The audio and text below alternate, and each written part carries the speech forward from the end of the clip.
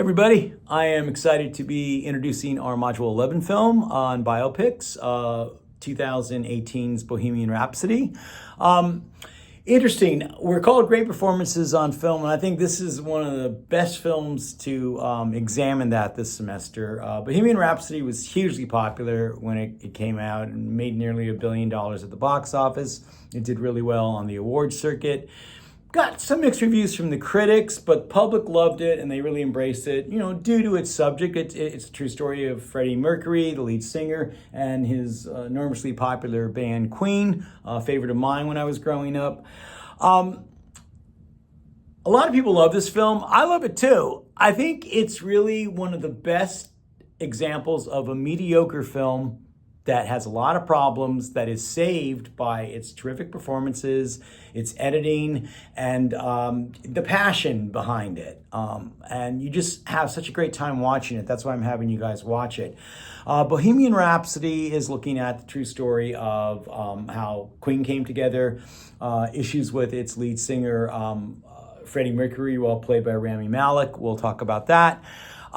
But in this PowerPoint this week, we talked about there's been a lot of popularity with biopic, especially musical biopics, over the last decade. Films such as Complete Unknown about Bob Dylan last year. We have the Bruce Springsteen biopic that just came out. We have, with Jeremy Allen, we had Rocket Man that came out. A lot of popular films that was about Elton John that have been biopics. And one of the theories we talked about in the PowerPoint is that biopics really mix two things that really entertain audiences. It's celebrating pop music and music that we love, and it's also showing us our iconic superstars and showing that they had sometimes flaws, they had woeful lives, they had personal things they had to overcome. And that makes for great drama. And this is really interesting to audiences. And I think that's one of the reasons it's popular. I agree with that theory in our PowerPoint. Bohemian Rhapsody takes us all the way from the early 70s, all the way through the early 90s, looking at Queen, their ups, their downs, how they really reached musical stardom. My own critiques about the film are that Queen was a kind of group that lived a very sexual existence, sometimes drug-filled existence. They were really an R-rated group, and we're turning this into a PG-13 movie, being a little careful, I feel, too careful. So that PG-13, of course, is important because then all audience members can see it, and if you restrict films, then only 17 or older can see it, and you don't make as much box office. I get it, but I wish it was more of a hard-edged film. There's some historical inaccuracies there, putting songs and things, and I only know this because I'm old enough to remember the group and when songs came out. They're putting some historical accuracies in the film, which is kind of ironic because Brian May, one of the band members, was the consultant, but maybe they just did it to fit the script.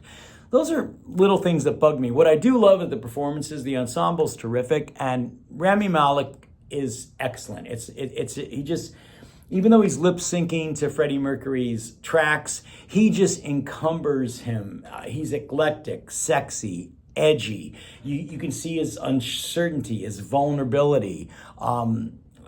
It's all there. It's an absolute brilliant performance. He won an Oscar and he deserved it. In fact, this film won 4 Oscars. Its editing by John Ottman is really important because I don't know if you know the back history of this film. It was originally directed, and he still gets credit in the credits, by Bryan Singer, who directed The Usual Suspects. And apparently the crew, the cast did not get along with him. A lot of them have some name calling about him, and it just did not work. And he was fired from the film and replaced by Dexter Fletcher, who then later, a year later, directed the entertaining Rocket Man about Elton John. And due to Fletcher coming along, Dexter Fletcher, and the editing by John Ottman, who won an Oscar, they kind of salvaged this film and made it this really entertaining film looking at Queen. In fact, the end sequence depicting the Live Aid concert is just brilliant. What I want you to watch for in this film is really how performances can elevate a film, the eclectic excitement of the musical numbers, how, even though I feel that the script is a little bit paint by numbers, the actors really give a lot of depth and they They convey a lot in the film. And of course, sadly, it goes through all the way through Freddie Mercury's